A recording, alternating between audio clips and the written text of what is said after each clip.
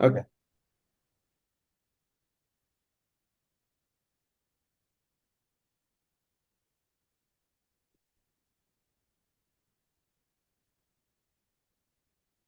So you guys can see my slides. Yep.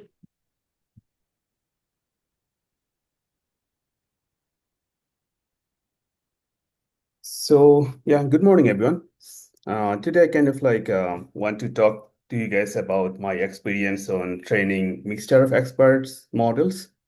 So you might have questions, what is this mixture of experts? So I'll try to share my understanding in the first few slides and then kind of like talk about my experience on how to train these models on the HPC platform that I work on, mostly Frontier supercomputer on Oak Ridge National Laboratory. And so, yeah, let's get into. So the thing is that you might want to know, okay, we know transformer is kind of like the bread and butter of all of these LLM models, and we are interested in this, and we know that they work. So why do we actually want to go for, let's say, mixture of experts or sparsely activated model? So the name sparsely activated means that you might have a model with billions to trillions of parameters, but at any given moment, it doesn't need to activate all parts of the model. So depending on the input, you can sparsely activate some part of the model, but not activate the other part of the model. So as you can see, that kind of like gives you some savings in computation because you don't really have to deal with all input versus all parameters. So, and why are we interested in more parameters is that the empirical evidences and I guess some scaling studies show that if you have a model with really large number of parameters, let's say hundred of billions or trillion parameters, they usually perform better than their counterparts in small size. And but there is no free lunch, so that means you have to use more compute time for training models with more parameters. So that is the case for most of the traditional transformer models or dense models. So mixture of experts is kind of like trying to kind of make things feasible in terms of that we want a large model, but we don't really want to spend too much money or resource on compute. So mixture of experts partially activates some part of the model parameters. Thus, it limits the computational requirement for the actual model training. So essentially, you're getting the benefit of a large model, but not really spending the resources that you need to train a large model. And it's been a kind of like relatively new concept, or I mean, it's kind of like hard to say relatively new because things are moving so fast these days.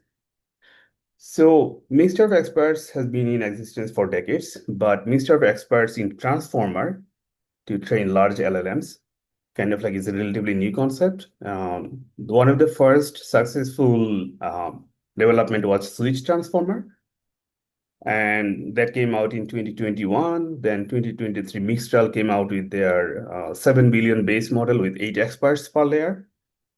And that kind of like was showing much promise. So that was kind of like a big thing. Then in 2024, there was a kind of like a architectural shift into these models. So I'll go a little bit deeper into this later. But as most of you know, DeepSeek MOE kind of like became the mainstay because they can train models at a fraction of the cost of like, let's say their dense counterparts. Then Cohen kind of like also came up with a similar idea. They train their model and they can actually do really um, well compared to their dense counterpart. Then Mixtel came up with their larger model, Snowflake came up with their Arctic model, and DeepSeek VC was sort of a culmination of many of these innovations that these different companies and different efforts made. And in 2025, we have DeepSeek R1 that applied reinforcement learning on top of their already efficient DeepSeek V1, V2, V3 models. And that can do lots of super efficient reasoning and this kind of stuff. So the case for, MOE is that we can train large model at low cost. So before we kind of like dive into all the training needing get gritties, the idea is that what is actually mixture of experts? So I wanted to understand why and how mixture of experts can actually help us learn better. So one thing is to kind of like train a model really fast at a low compute. Another thing is that model is actually doing something useful. So the intuition was sort of Geoffrey Hinton. He's, I think, one of the pioneers in proposing mixture of experts in neural networks. And of course, he's the,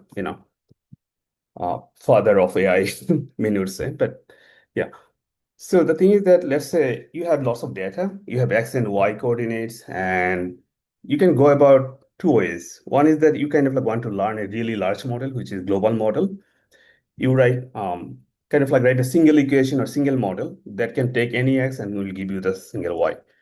So, and traditionally you can go into higher degree polynomials. And so the idea is that to learn this function, you actually have to feed in all the data. So this model becomes really complicated, even for inference or training. On the other hand, you can go about very local models. So every time you kind of like get small data in a small neighborhood, you feed a small model, just like on the left.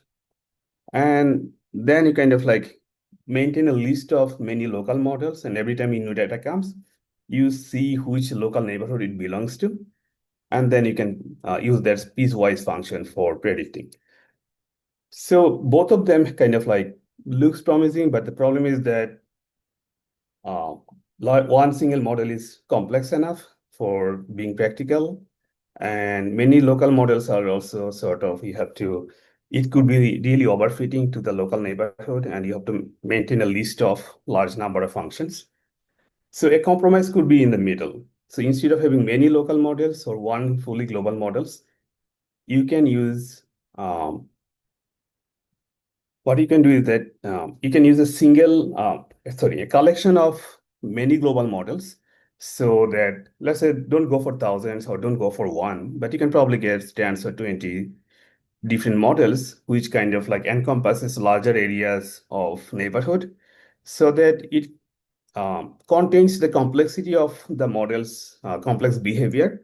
At the same time, it also makes things achievable or easily inferable. So you want to use that model, not just have a model, but not being able to use.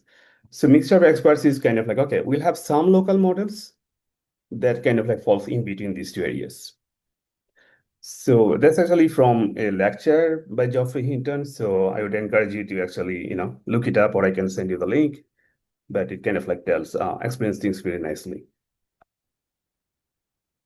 So now the thing is that, okay, how do we actually apply this mixture of experts into our transformer models? And that is kind of like GPT style LLMs have attention blocks. So I'm assuming that everyone is familiar with the transformers block, but so that's why I removed the base diagram. But just to kind of like recap, so you know that in every transformer layer, you have multi-head attention, then you have add and norm, then you have a single FFN, full feed forward network, and then you have again add and norm. So the way MOE or mixture of experts is applied to transformer models is that right after the attention and add a norm, you just don't forward the data to a single feed-forward network. Instead, you have a group of experts. So the idea is that, okay, attention we kind of like computed with certainty, but then we have several experts which can actually deal with the different parts of the data. And at the beginning, we don't really know which expert would be good for what part of the data. So that's why we kind of like put a gate in here or router. The router decides, sorry, it looks at individual tokens and then it decides, okay, this token is well suited for expert one or expert two or expert three. Or it could even choose, okay, I'll send this particular token to multiple experts, but it's a fixed number. Let's say I'll pick 2 experts per token or 4 experts per token. So the router has this freedom of choosing from the pool of tokens.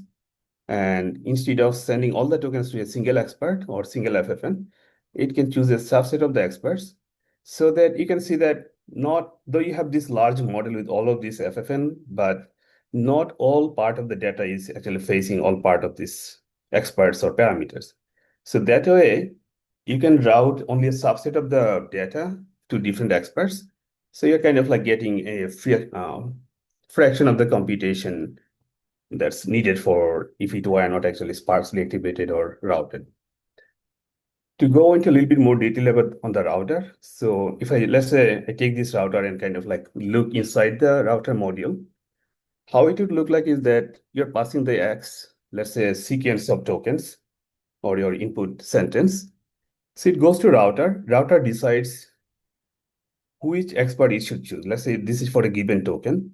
Router will decide, okay, it should choose expert two. So it will forward this expert two will multiply this FFN weights and forward this output here.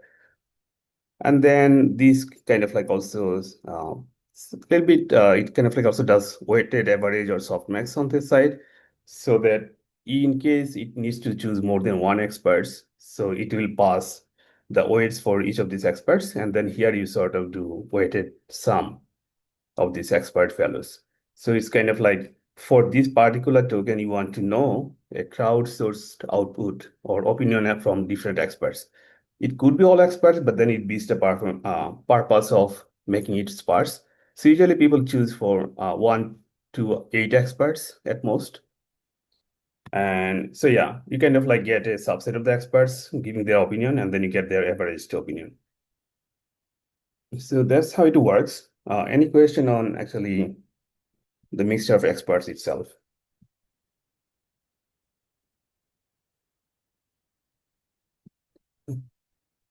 Okay. So the promise is kind of like, okay, we have this large model, but we are not really paying for all of the parameters. So in that case, we kind of like need to know actually how big this model itself is and what would be the number of actual activated parameters. So I did some math. You don't really have to look into this, but to take away message is that, Okay. let's say Sorry, you Sajal, we put, were muted. 1 second. Any questions so far? Okay. By the way, they have a background on MOEs and okay, on transformers and MOEs, and they have read the paper already. So if you want to okay, skip over some parts that are like in the paper, you can. okay, sure. Yeah. Questions? So yeah, so one intuition is that when if you have sort of E experts in each layer instead of let's say one FFN, if you have 8 experts, so the total number of parameter will grow in a way like 2/3 of E. Forget about F. It's like if you put experts in every layer, so F is 1. So you can see a linear growth in the model size. So if you start with a base model and then you kind of like put E number of experts, the model size will eventually grow by almost proportional to E. And okay. So one of the most popular paradigm for training MOE model or mixed experts model is that on the left you have this just the MOE model, but then you want to do a expert data parallel. So the way it's being done is that you replicate the multi-head attention in a data parallel way, but then you have too many experts to fit in a single GPU. What you can do is that you feed only a, let's say one or two or subset of the experts in each of these GPUs. So everybody is looking into parallel sets of data, and but the thing is that whenever router is sending the data, it actually needs all the experts, but it doesn't really own all of the experts. So what it needs to do is that it sort of like needs to send the relevant data to relevant experts. So that introduces a costly all-to-all communication, and it's not ending here because after the computation is done, it needs to kind of like regather the data that is sent to other GPs for outsourcing and construct its final output. So you can see that for every layer, you kind of like have to do two all-to-all communication. So yeah, but that is kind of like the main thing that slows down the MOE training and doesn't give the exact benefit. So on Frontier, the supercomputer I work in, so I try to actually use Megatron DSpeed with a combination of different parallelization strategies to see if I can train a model. So for example, here I choose a dense model of size 6.7 billion parameters. And in every layer, I put 8 experts. And then I wanted to see if I can train these models on Frontier and with what efficiency. So as you can see, I tried 3 different thing. So when I tried only, let's say the blue line here. So it's kind of like if I do TP1 to 8 and I am only doing expert plus tensor parallelism. I'm not doing any zero sharding. So you can see that I can barely train a model when I have really large TP size, but it's also give me kind of like very small throughput. But then when I gradually introduce 0, 1 sharding, so that kind of like gets me out of memory error, but the computation is sort of like, the more tensor parallelism you use, it slows down. And so this kind of common trend, the more tensor parallelism you use, you have to do this couple of all reduce operations per layers, and that's pretty costly. But with 0, 1 and 0, 2 sharding, I can actually fit the model in a fixed number of GPUs. So that is kind of like an initial experiment, what I can actually do and what are the initial strategies that can work. So, I mean, you can find a strategy that works, but the thing is that you have to ask yourself, is it actually efficient enough, or I'm actually leaving 90% of the GPU performance unused? So we kind of like wanted to see, okay, our experience was that this PWM doesn't perform very much in terms of like actual achieved throughput. Sometimes it's actually less than 15%, 20%. So we wanted to see, okay, what if we actually try something else along with this speed? And something else is Tutel. Tutel is also by Microsoft. That's an interesting paper. It does lots of GPU level optimizations along with communication optimization. So yeah, it's a definitely good read, but too complex for this scope. So what we did was that, okay, initially we wanted to break down these individual steps time requirement and see what is the major bottleneck. So as you can see, we have three different approaches. In A, the first column, we actually trained deep speed MOE layer. So that's by Microsoft. In the second one, we combined deep speed MOE layer along with Tutel's couple of fast kernel. So this is for the initial data scattering, dispatch and kind of like encode decode. And in the C, we use the pure Tutel MOE. So Tutel kind of like gives example or APIs for a single MOE layer. How you use this for a more complex model, that's a more nuanced issue. But when you compare these three, so as you can see, the deep speed MOE is kind of like the taking the most amount of time, but then when you combine deep speed MOE along with Tutel some of the features, the kernel features, the time kind of like, becomes gradually smaller. But once you look into the time breakdown, you can see that this is the others. That's essentially the unoptimal kernel operations for token distributions. That was taking a long time. With the kernel optimizations, we could actually reduce the gray size to very small. But then we have this expert computation where you are actually doing FFN, the up projection, down projection, and then normalization. That is the computer. And you can see this is kind of like almost staying at the same level. And the other parts are all to all these blue bars. These are the communication latency. So these are actually for a small number of we are just trying for a single layer, so we are not using too many GPUs. So all to all is not an issue yet, but you can see that, it is something. And most of the thing are actually expert computation is kind of like taking the most time.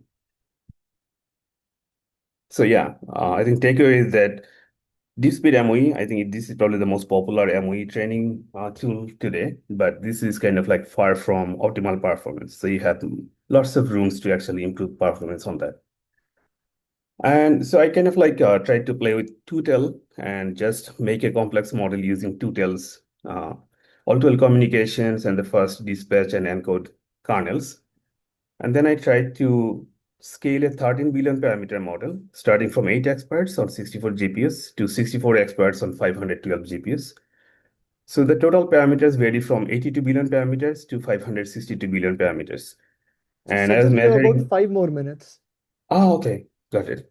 Yeah. So yeah, the scaling kind of like, drops. And the main culprit was that we were measuring because we are running this on 512 GPUs. So majority of the time was going into all-to-all communication.